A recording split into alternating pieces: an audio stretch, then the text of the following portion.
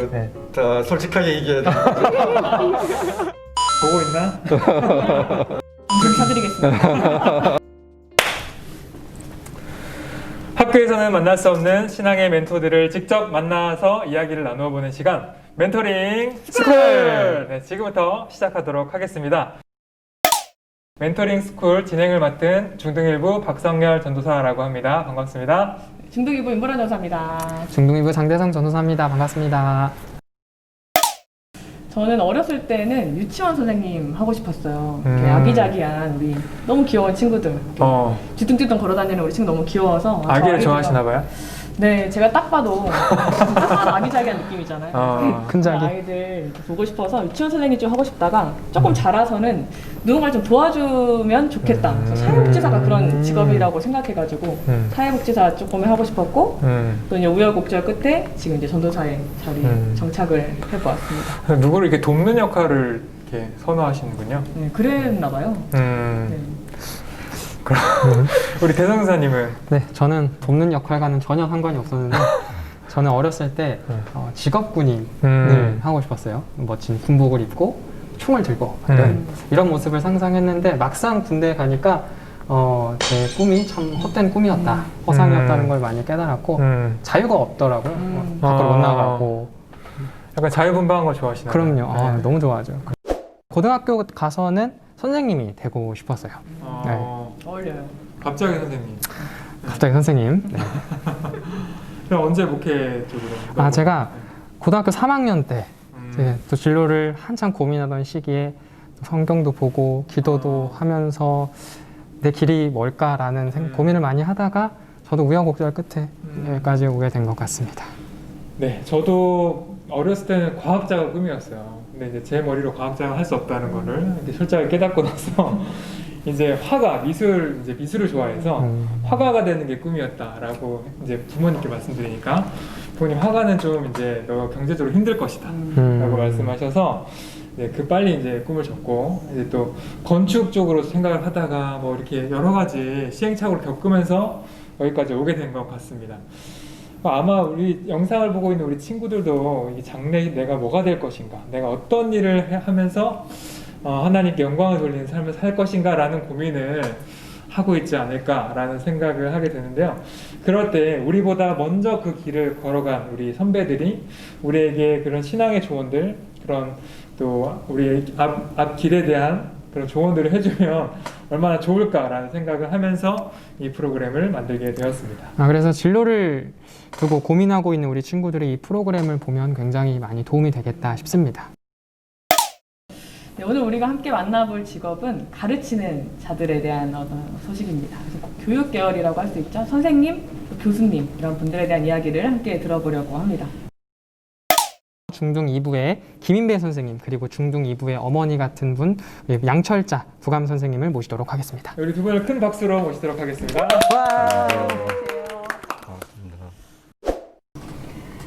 안녕하세요. 장승중학교에서 1학년 수학을 가리키고 있는 양철자라고 합니다. 반갑습니다. 반갑습니다. 안녕하세요. 저는 이화여자대학교에서 경제학과에서 지금 가르치고 있는 김인배라고 합니다. 반갑습니다. 반갑습니다. 두 분 다 교육 쪽에 오랫동안 몸을 담고 계시고 또 여러 가지 경험들을 풍부하게 또 이제 경험해 보신 분들이기 때문에 우리 친구들의 궁금증을 잘 해결해 주실 수 있을 거라고 생각됩니다. 이 선생님이라는 직업을 언제부터 해야겠다라고 마음을 먹으셨는지, 특별히 선생님에 대한 꿈을 갖게 되신 어떤 계기가 있으셨는지에 대해서 좀 궁금합니다. 이상하게 처음부터 교사에 대한 흉내를 굉장히 많이 냈던 것 같아요. 그래서 친구들을 모아놓고서는 거기에서 동네 마당에 앉아가지고서는 가리키는 그러한 흉내를 좀 냈었고요. 그리고 제가 나중에 진로를 결정할 때 놀랬던 것 중에 대학을 어디로 가야 될까 이러면서 이제 생활기록부를 한번 볼 기회가 있었는데 거기에 주어져 있었던 진로 희망이 전부 교사였어요. 그래서 당연히 그냥 그래 그럼 이 길이 내 길인가 보다. 그래서 사범대로 진로를 결정하게 되었습니다. 대학교 때 3학년 정도 됐을 거예요. 제가 다니던 학교에 뒤쪽에 약간 이제 캠퍼스보다 조금 위쪽에 이렇게 좀 약간 작은 아주 동산 같은 데가 있는데 제가 거기에 이제 자주 이제 친구들하고 놀러도 가고 막 그랬어요. 근데 그때는 한번 이렇게 굉장히 좀 밤에 올라간 적이 있어요. 친구들하고 올라갔는데 거기서 이렇게 캠퍼스를 이렇게 바라볼 때 그 전경이 그 까만 밤에 그 건물들에 그 불이 켜져 있고 그 안에 그 이제 뭐 대학원생들이나 아니면 교수님들이나 거기에서 이렇게 그 실루엣으로 연구하고 있는 그 모습을 이렇게 멀리서라도 이렇게 보이더라고요. 근데 그게 되게 부럽더라고요. 그래서 야 나도 저런 데 들어가서 저기 평소에 있었으면 얼마나 좋을까. 좀 분위기를 탔었던 것 같아요. 이 직업을 하면서 그런 때가 있을 것 같아요. 나 진짜 이 직업 선택하기 잘했다 싶은 이제 보람된 순간이나 내가 괜히 이걸 했나 싶을 정도로 조금 어려웠던 순간, 조금 마음이 어려운 순간이 있을 텐데 혹시 기억나시는 순간들이 있으신지 한번 나눠주시면 좋을 것 같아요. 지금 교직 경력이 30년 이상이 됐습니다. 그러다 보니까 여러 가지 사건들도 있고요. 정말 뿌듯한 경험들도 많이 있는데요. 일단 지금 이 시점에서 이제 제자들이 많이 컸거든요. 그랬을 때 그 제자들이 지금 교직에 들어와 있는 친구들도 있는데 그 친구가 지금 저랑 선생님하고 했었던 거를 그대로 지금도 적용하고 있어요 라고 이야기하고 선생님 때문에 제가 교직에 들어왔어요 라고 이야기를 했을 때에 되게 뿌듯하면서도 한번 내가 그래도 교직에서 헛되이 살진 않았구나 이런 생각을 좀 하게 됐었고요. 그리고 또 올 스승의 날에는 또 좀 특별한 선물을 좀 받았었어요. 그러니까 학부모로부터 전화를 받았는데 제가 선생님한테 배웠습니다 라고 하면서 학부모님이 아이의 아버지가 전화를 해주셨어요. 그랬을 때 실은 저도 깜짝 놀랐어요. 그러면서 지금 저희 아이를 선생님이 다시 가르쳐주고 계십니다 라고 이야기했을 때 제가 이대를 가르치고 있습니다. 이런 부분이 될 때도 내가 교직에 오래 있었구나 라는 생각도 하면서도 되게 뿌듯하고 이런 계기가 됐었을 때 연락을 해줬다라고 하는 것을 보면 그래도 우리 관계가 괜찮았었구나 이런 생각이 들었고요. 그리고 교직에 있다 보면 마음 아픈 일들도 실은 상당히 많아요. 방황하는 친구들도 많이 있고요. 그리고 그러면서 정말 그 사춘기를 제대로 보내지 못해가지고서는 인생의 길이 완전히 엇갈리는 친구들도 실은 있어요. 부모님이 굉장히 바쁘셔서 이렇게 지방으로 트럭을 몰고 다니면서 장사를 하시는 분이었고 이 친구는 혼자서 집에서 방치되어 있는 이런 상황이었는데 절도와 연루가 돼가지고서는 선생님이 경찰서까지 가서 부모님과 연락이 되지 않아서 그 당시에는 핸드폰이 없었던 시대였습니다. 연락이 되지 않아가지고서는 그 아이를 제가 손을 잡고 데리고 나오면서 밥을 먹여서 이러고 다시 집으로 돌려보낼 때 되게 마음이 아팠어요. 그리고 지금도 방황하는 친구들 보면은 요 방황 시기만 조금 지나면 괜찮아질 텐데 조금만 참아주면 줄 텐데 이런 생각들을 하면서 조마조마한 마음으로 바라보고 있는 이런 때가 있을 때 그때가 가장 마음이 좀 아프면서도 그 시기를 잘 넘길 수 있도록 도와주는 것이 또 저의 역할이라고 생각하고 노력하고 있습니다. 저도 마찬가지로 이제 그 교직에 있으니까 이제 제자들이 나중에 이제 잘 되는 게 그게 제일 이제 보람스러운 일인데 이제 제가 이제 대학원생을 같이 지도하고 하면서 열심히 같이 연구하고 그리고 고생했는데 그 친구가 나중에 이제 정말 어엿한 이제 사회인이 돼가지고 그리고 어디 좋은 직장에 이제 그 취직하게 되고 그러고 나서 이제 나중에 찾아와서 이제 인사할 때 그때 이제 보람이 크죠. 친구하고 이제 얘기하면서 좀 북돋아줄 수 있는 그런 얘기하고 뭐 작지만 이제 도움 줄 수 있는 이제 어떤 그런 것들을 하고 있을 때 근데 지금은 이제 다 CPA 다 되고 이제 어쩌한 이제 뭐 성이 된 거죠. 지금 이제 뭐 다 40이 다 넘은 친구들이니까 그 친구들이 이제 뭐 스승의 날이다 아니면 이제 연말연시다 그래서 연락 왔을 때 그리고 가끔가다 이제 찾아와서 자기가 이제 점심이라도 사겠다 그랬을 때 그때는 좀 보람이 있죠. 네. 이게 선생님이라는 직업이 참 어려운 점도 있지만 누군가 성장해가는 걸 네. 본다라는 게 참 뿌듯할 것 같아요. 나중에 또 저희 가르침을 받고 선생님 때문에 또 신학을 했습니다.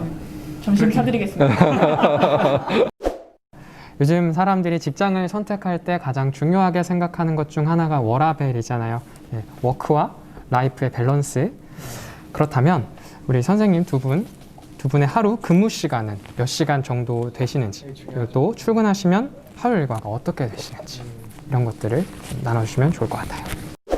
저희 학교 같은 경우에는 8시 30분까지 출근을 해서 4시 30분에 퇴근을 하는 그러한 시스템인데요. 일단 이제 친구들을 맞이할 준비를 하게 됩니다. 준비를 하게 되고 그다음에 이제 그날의 수업이 어떻게 진행되는지에 대해서 이제 점검을 하고 그리고 이제 수업과 더불어 이제 중간중간 이제 방황하는 친구들 그리고 또 수업에 잘 참여하지 않는 친구들 중간중간에 불러내려서 상담도 하고요, 격려도 하고, 그리고 또 이제 먹을 것도 줘가면서 꼬시기도 합니다.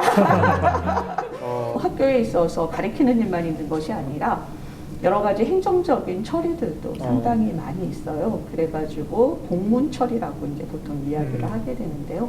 그 본인이 맡은 일들에 대한 그런 공문 처리라든가 교육청과의 그런 관계들 이러한 일들을 하게 되면 4시 반이 훌딱 지나버리는 경우들이 좀 많습니다. 그렇겠네요. 진짜. 네, 그래서 정답 4시 반 퇴근으로 되어 있지만 많은 선생님들께서는 학생들을 위해서, 아이들을 위해서라면 어떤 시간이라도 할애하시면서 그 시간을 꼭 더 넘게 근무를 하신다라고 봐야죠. 가장 아마 매력이 방학이 아닐까라는 생각을 그렇죠. 해요. 네. 많은 사람들이 그 방학에 대한 부러움이 있으신 것 같아요. 맞아요. 네. 선생님 좀 어떻게 보내시나요? 방학? 주로 교재 연구를, 그러니까 옛날에 했었던 방식하고 요즘 접근하는 방식이 되게 많이 달라져요. 그렇기 때문에 어떻게 하면은 중학교 1학년 아이들의 눈높이에 맞춰서 그 교재를 재편성할까 이런 생각을 좀 많이 하고 그리고 좀 책을 읽으면서 보내려고 노력하고 있습니다. 다 솔직하게 얘기해야 되는 거죠. 대학에 있으면 이제 따로 근무 시간이라는 게 딱 정해져 있는 게 아니기 때문에 물론 저희가 이제 해야 되는 이제 강의 일주일에 이제 몇 시간 이제 해야 되는 거 있지만 그거 말고는 이제 강의 준비하고 또 이제 연구하고 논문 쓰고 이제 그렇게 하는 것인데 그런데 그걸 뭐 언제 출근해 가지고 언제 퇴근하고 뭐 그 도장을 찍고 그런 게 아니기 때문에 굉장히 시간적인 그 재량권은 있습니다. 수업이 없으면 다 마음대로 시간을 다 낼 수 있다. 뭐 집안일 좀 해라, 뭐 데일러 와라, 뭐 좀 해라 그렇게 해서 그게 사실 그걸 답하는 게 가장 난감하더라고요. 이 방송을 가족들이 보면 안 되겠네요. 한 번 더 좀 종합적으로 선생님이란 직업, 우리 학생들이 입장에서 봤을 때 선생님들이 굉장히 좀 이상적인 직업처럼 보일 수 있는데 선생님이란 직업의 장점과 단점은 이런 것들이 있다라고 설명해 주신다면 어떤 것들이 있다고 생각하시나요? 정확하게 8시간 근무에 대한 부분들이 주어지는 것 아마 다른 기업체에 비하면 상당히 매력적인 시간일 거예요. 그리고 방학이 있다라고 하는 것. 학교에서도 이렇게 이제 친구들하고 이야기를 하다 보면은 돈 많이 벌어요? 이런 질문들을 하게 돼요. 근데 교사를 하면서 내가 떼돈을 벌겠다라는 생각은 절대로 하시면 안 됩니다. 네, 그리고 아이들과의 관계에 있어서 요즘은 더 많이 상처를 받을 때가 많아요. 네, 그래서 그런 부분들까지도 이제 어떻게 보면 단점이다라고 생각을 해야 되겠죠. 교수의 장점은 아까 앞에서 말씀드린 시간을 재량적으로 사용할 수 있다는 것 큰 장점인 것 같아요. 직업적인 뭐 안정성도 있기도 하고 뭐 사회적인 인식, 뭐 사회적으로 어느 정도 영향력을 미칠 수 있는 그런 사람이 될 수도 있는 거고 제일 좋은 점은 우리가 뭔가 자꾸만 이렇게 하는 것을 직업으로 갖는다는 것은 행운인 것 같아요. 단점은 아까 선생님이 말씀하신 대로 뭐 이게 갑자기 이제 돈이 많이 벌리고 뭐 그런 건 아닙니다. 내가 가르치는 사람으로서 가져야 하는 어떤 기본적인 뭐 덕목이라든지 기본적인 소양이 있다면 뭐라고 생각하시는지 한번 이야기해 주시면은 친구들이 도움이 될 것 같아요.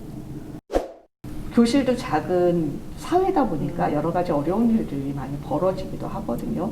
그런데 아이들을 이해하지 못하는 상태에서 학생들에 대한 이해가 없는 상태에서 내가 독불장군처럼 이렇게 나간다라고 한다면 계속 선생님과의 갈등만 하게 되는 그런 부분들을 좀 보는 경우가 있어요. 그래서 일단 교사가 되겠다라고 한다면 내가 아이들을 이해하고 아이들을 이렇게 끌어안을 수 있는 넉넉한 마음이 좀 필요하고 정직하고 성실해야 되지 않을까 이렇게 생각합니다. 네. 교수로 이렇게 남아 있으려면 일단은 성향이 맞아야 될 것 같아요. 자기가 이렇게 목표로 하는 걸 이렇게 차근차근 이뤄 나가는 데에서 만족감을 느껴야 되는 그런 직업이기 때문에 굉장히 끈기가 있어야 되고 꾸준함이 있어야 될 것 같고요. 그럼 마지막으로 지금도 열심히 교직을 향해 달려가는 우리 친구들을 향해서 한 말씀 하신다면 어떤 말씀을 들려주실 수 있을지. 하나님이 이렇게 그 길은 항상 이제 마련해 주신다고 생각이 돼요. 이게 우리가 사실은 이게 자기가 원하는 방향으로 이제 직선의 방향으로 우리 하나님이 길을 안 보여주셔서 안타까워하는 거지. 지금 이제 사실은 대학생들이 이제 졸업하고 취직하는 것 때문에 이제 굉장히 어려워하기도 하고 비단 뭐 교직에 취직하는 거 이외에도 그렇긴 한데 그럼에도 불구하고 하나님이 딱 쓰시려고 하는 그런 그 예정되어 있는 게 있기 때문에 그걸 믿는 게 저는 중요하다고 생각이 됩니다. 정말 자기의 뜻이 있다라고 한다면 하나님이 이끄신다라고 하는 그 믿음을 가지고 갔으면 좋겠어요. 네. 내 스스로가 뭔가 즐거운 걸 찾으려고 그렇게 하다 보면 또 생각지도 못했던 그런 분야에서 자기의 두각을 또 나타낼 수도 있는 거거든요. 그러니까 좀 상상을 많이 했으면 좋겠어요. 어느 직업에서든지. 두 분 모시고 잠깐 이야기를 나눠봤는데 오늘 어떠셨는지. 네, 사실 뭐 저희도 어떻게 보면 가르치는 직업인데 이렇게 제가 이제 어떻게 앞으로 이제 사역을 계속 해나갈 것인가 그런 것에 대한 생각도 하게 됐고요. 가장 감명 깊었던 얘기는 이제 제자들이 커서 밥을 사주러 온다. 제가 처음 이제 가르쳤던 친구들이 이제 어른이 됐을 거예요. 제가 10년 전에 시작했으니까. 보고 있나? 초등학교에서 만났던 친구들이 고3이거든요. 2년이면 이제 어른이다. 전단이 기다리고 있다. 그런 얘기 전하고 싶습니다. 네, 대상 선생님. 네, 저는 어떤 직업을 선택할 때 있어서 먼저 가신 분들의 이야기를 미리 들어보는 게 굉장히 도움이 된다라는 생각을 요즘 따라 많이 하고 있는데 이 영상을 통해서 비록 어떤 교직에 대한 꿈을 가지고 있지는 않다 하더라도 본인이 가고 싶어하는 길에 대해서 조금 더 구체적인 그림을 그려볼 수 있지 않을까 하는 생각을 하게 됐습니다. 저도 오늘 두 분 이야기 들으면서 두 분한테 배우는 제자들은 참 행복하겠다라는 생각이 들었고 제가 다시 중학교로 돌아간다면 양철 선생님 반에 들어가서 공부를 한다면 더 좋지 않았을까. 또 김 교수님 또 교수님과 함께 공부했으면 얼마나 좋았을까 하는 생각을 또 가지게 되었습니다. 저희도 유익한 시간이었지만 무엇보다 지금 가정에서 이 영상을 시청하고 있는 우리 중등부 친구들, 특별히 이제 교직에 대해서, 선생님에 대해서 꿈을 꾸고 있는 우리 친구들에게 굉장히 유익한 시간이 되었으면 좋겠습니다. 제가 무슨 말 하는 거죠? 그렇게 우리 영상 보는 친구들에게 유익한 시간이 되었기를 바라면서 오늘 시간을 여기서 마치도록 하겠습니다. 마지막 마무리 인사는 다 함께 하도록 하겠습니다. 여러분 안녕.